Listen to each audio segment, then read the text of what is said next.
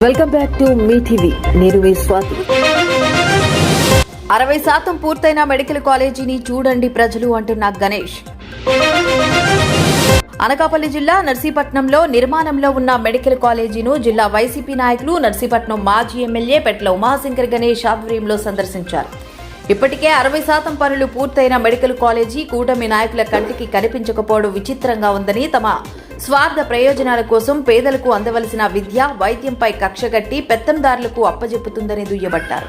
పేదవాడికి అందుబాటులో వైద్యం దక్కాలని, అలాగే వైద్య వృత్తిని సేకరించి విద్యార్థులకు మేలు కలిగించాలనే ఉద్దేశంతో ఆనాటి ముఖ్యమంత్రి వైఎస్ జగన్మోహన్ రెడ్డి రాష్ట్రంలో 17 కాలేజీలు ఏర్పాటు చేస్తే ప్రస్తుత ప్రభుత్వం అవి ప్రైవేటు పరం చేయాలనుకోవడం దురదృష్టకరమని నాయకులు విమర్శించారు.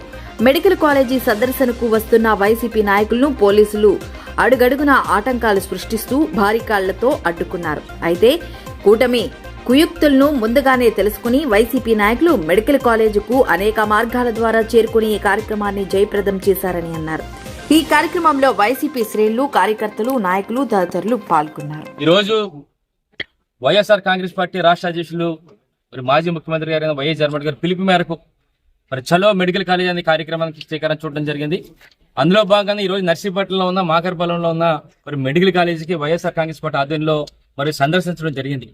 అయితే ముఖ్యంగా మా తాలూకు డిమాండ్ ఏంటంటే, ఏదైతే ప్రభుత్వం నిర్ణయం తీసుకుందో, ఏదైతే ప్రభుత్వ కాలేజీలని పీపీపీ విధానంలో ప్రైవేటీకరణ చేయాలని చెప్పి నిర్ణయం తీసుకుందో దాన్ని వెనక తీసుకోవాలని చెప్పి మా ప్రధానమైన డిమాండ్. ఒక్క విషయం చెప్పాలి, మీ అందరూ కూడా ఈ రోజు ఆంధ్రప్రదేశ్ రాష్ట్రంలో 2019 నాటికి కేవలం 12 ప్రభుత్వ మెడికల్ కాలేజీలు ఉన్నాయి రాష్ట్ర వ్యాప్తంగా.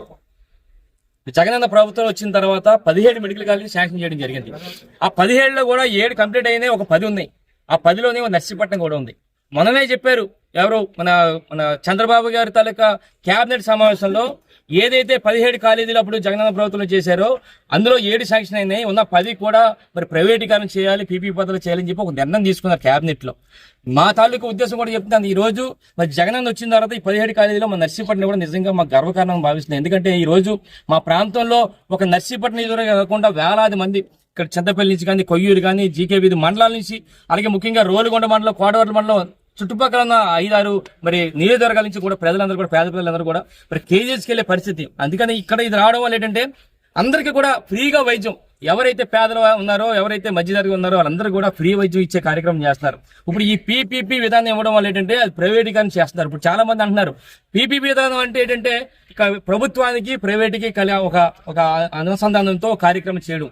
దీనివల్ల ఉపయోగం ఏంటంటే, ఏదైతే కేవలం ప్రభుత్వం పర్యవేక్షణ చేస్తుంది కానీ ఇందులో చేయదు. మొత్తం అంతా కూడా ఎవరైతే ప్రైవేట్ సంస్థలకు ఇచ్చారో వాళ్ళే దీన్ని నిర్మాణం చేయడం కానీ, ఖర్చు పెట్టడం కానీ, మెయింటెనెన్స్ కూడా వాళ్ళే చేస్తారు. ఓన్లీ కేవలం ప్రభుత్వం పర్యవేక్షణ. దాన్ని చేయడం వల్ల ఏంటంటే ప్రైవేట్ ఎలాగుందో మన అక్కడ వైజాగ్ లో ప్రైవేట్ హాస్పిటల్స్ ఏ విధంగా ఉన్నాయో ఆ విధంగానే ఇక్కడ ఉచితంగా వైద్యం చేయరు, ఉచితంగా వైద్య పరీక్షలు చేయరు, ఉచితంగా ఆపరేషన్ చేయరు. ప్రతిదీ కూడా వైజాగ్ లో పెద్ద హాస్పిటల్లో ఏ విధంగా మనం బిల్స్ వస్తాయో అదే విధంగా వస్తాయి.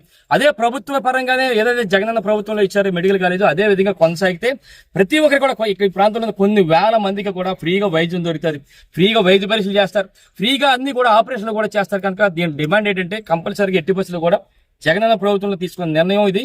కాబట్టి ఈ గవర్నమెంట్ కూడా మేము కోరుతున్నాం, రిక్వెస్ట్ కూడా చేస్తున్నాం. ఈ ప్రాంతంలో చాలా అవసరం కనుక ఇవన్నీ కూడా ప్రైవేటీకరణ చేయకుండా ఎవరో ప్రైవేట్ వారు కట్టబెట్టి ఈ మా ప్రాంతంలో ప్రజలందరికీ కూడా ద్రోహం చేయకూడదని చెప్పి సందర్భంగా డిమాండ్ చేస్తూ పార్టీలో వైఎస్ఆర్ కాంగ్రెస్ పార్టీ ద్వారా ఈ కార్యక్రమం చేపడతాం. రాబోయే రోజుల్లో కూడా ఈ మెడికల్ కాలేజీ కోసం మేము పోరాటం చేయడానికి సిద్ధంగా ఉందని చెప్పి మీ ద్వారా తెలియపడతాం. జై జగన్ సార్. పద్ధతిని వెంటనే వెనక్కి తీసుకోవాలి. పేద ప్రజలకి విద్యా వైద్యం అందేటట్టు చూడాలి. పేద ప్రజలకి విద్యా వైద్యం వెంటనే అందేటట్టు చూడాలి. పీపీపీ పద్ధతిని వెంటనే రద్దు చేయాలి.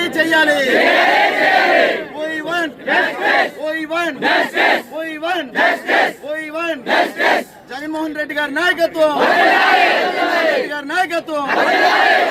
చూస్తూనే ఉండండి నిరంతర వార్తా స్రవంతి మీ టీవీలో.